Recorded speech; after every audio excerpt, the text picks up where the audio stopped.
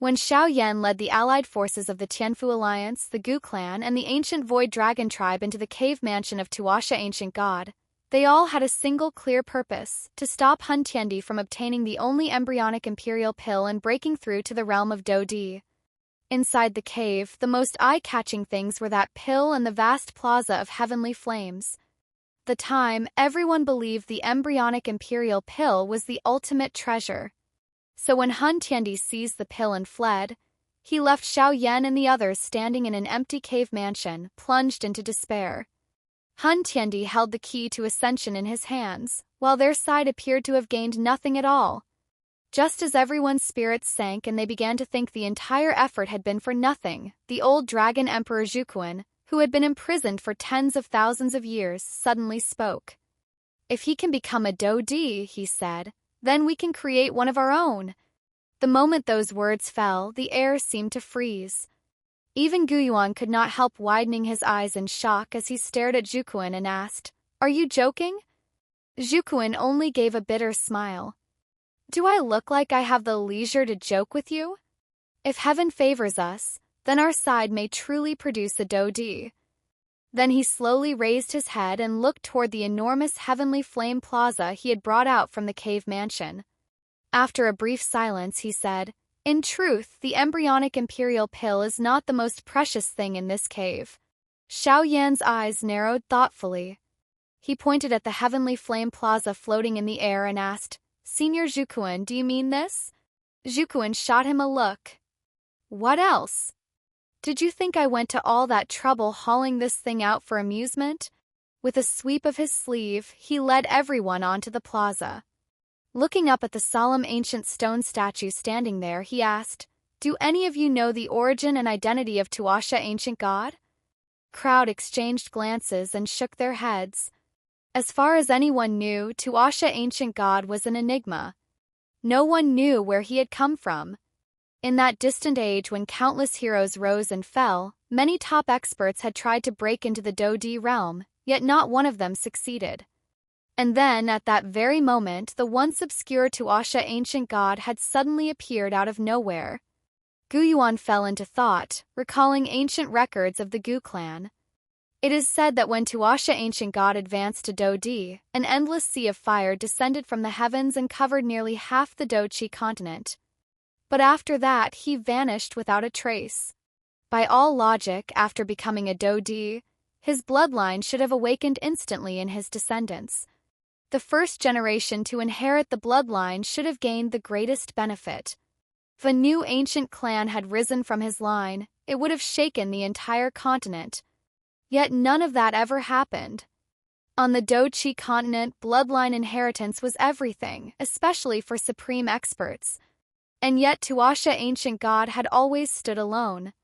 When Guyuan finished, he turned to Zhukun. "Was anything I said wrong?"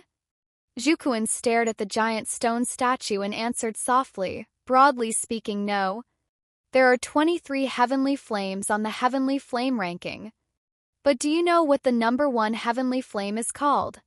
Question struck Xiao Yan like a jolt. He, of all people, understood heavenly flames better than almost anyone alive, and yet even he had never known the identity of the flame ranked first. Unable to suppress his curiosity, he asked, "Senior Zhukun, do you know?"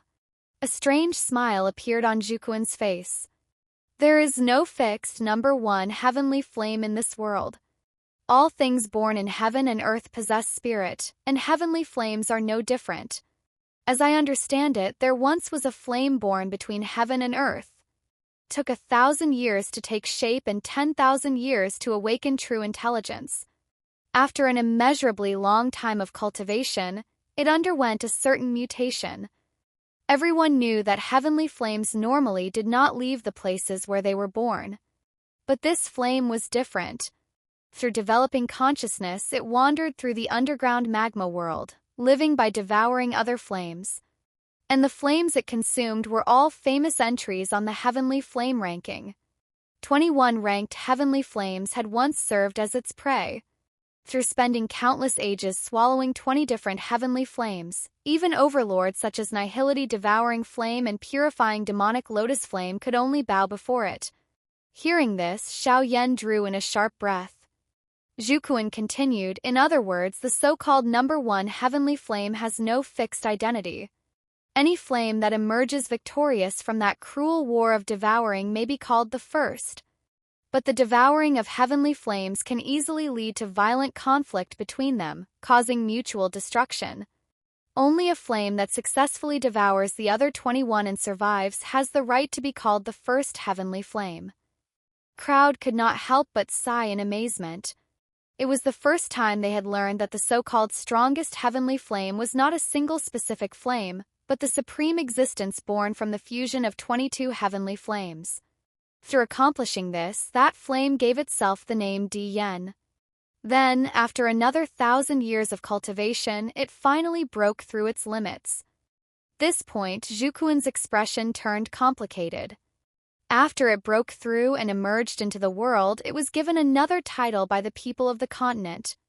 They called it Tuoshe Ancient God. For a moment, the entire plaza fell into dead silence. Everyone stood stunned as if struck by thunder. No one could believe what they had just heard. Through a long while, someone finally swallowed hard, breaking the stillness, and only then did the others begin to recover. They looked at one another, their eyes full of disbelief. At last, Guyuan slowly asked, "Brother Zhukun, is this true?" Zhukun smiled. "When it comes to matters of age, who among you could know more ancient secrets than I do?" The others gave bitter smiles. There was no reason for Zhukun to deceive them. After the initial shock wore off, they gradually began to accept the impossible truth before them. Guyuan then asked, "But what does this have to do with your claim that we can create a Dodi?" Zhukun fixed his gaze on the giant stone statue. Inside the cave mansion, there are two treasures of incomparable value. One is the embryonic Imperial Pill that Hun Tiandi obtained. The other is the Emperor's source left behind by Tuoshe Ancient God. You may think of it as his inheritance. That is the true greatest treasure of the cave mansion. If we can obtain the Emperor's source, then a Dodi can also emerge on our side. And if that happens, what does it matter even if Hun Tiandi breaks through first? Those words, everyone's eyes lit up. It was as though a sliver of hope had appeared in the darkness. After hesitating for a moment, Guyuan asked, "Then where exactly is this Emperor's source?" Zhukun walked over to the stone statue and gently patted it. "Inside here. But no one can enter it. Even if all of us attack together, we still cannot damage it." The others immediately stepped forward to examine the statue. To the touch, it felt as plain and unremarkable as ordinary stone. Then Laying suddenly threw out a fierce punch. A dull boom rang out, and his body was instantly sent flying backward. Everyone was stunned. Lei Ying's punch was powerful enough to shatter mountains, yet it had done absolutely nothing to the statue. Instead, he himself had been repelled. Guyuan frowned. "There must be a special method." Zhukun shook his head and said slowly, "Perhaps. And the Emperor's source cannot be absorbed by just anyone. If the wrong person tries, the backlash may be fatal.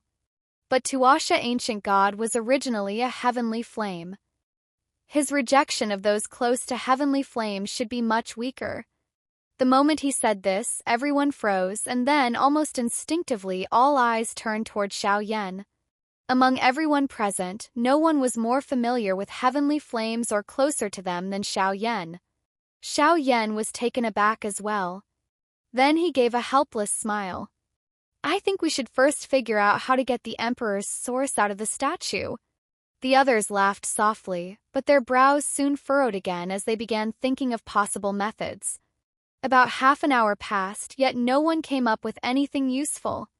Xiao Yan himself was at a complete loss. Just as he was about to give up, the new heavenly flame within his body, formed after the fusion of the purifying demonic lotus flame, seemed to sense the call of a power from the same origin. Drawn by that resonance, it emerged on its own. Under the guidance of that flame, cracks finally spread across the statue's chest. Radiance burst forth and enveloped everyone present. Yet the terrifying pressure carried within that light was so overwhelming that even peak 9-star Do saints like Gu Yuan and Zhukun were forced to kneel. Xiao Yan alone was wrapped in the glow with perfect gentleness, untouched and unharmed. Because of his flame mantra and the many heavenly flames fused within his body, he became the one person recognized by Tuoshe Ancient God's inheritance. And so, bathed in the light of that primal flame source, Xiao Yan's path toward Dodi truly began. Afterward, he entered the stone statue and endured countless cycles of bodily destruction and rebirth. Supported only by his D-tier soul and aided by Xiao Yi, he finally accepted the inheritance and broke through to the Dodi realm. Everything traced back to that moment of revelation. Without that truth, there would have been no later scene of him appearing after fusing the flames of all creation, becoming the Flame Emperor who burned away Hun Tiandi's body and meridians with the power of the world's myriad fires.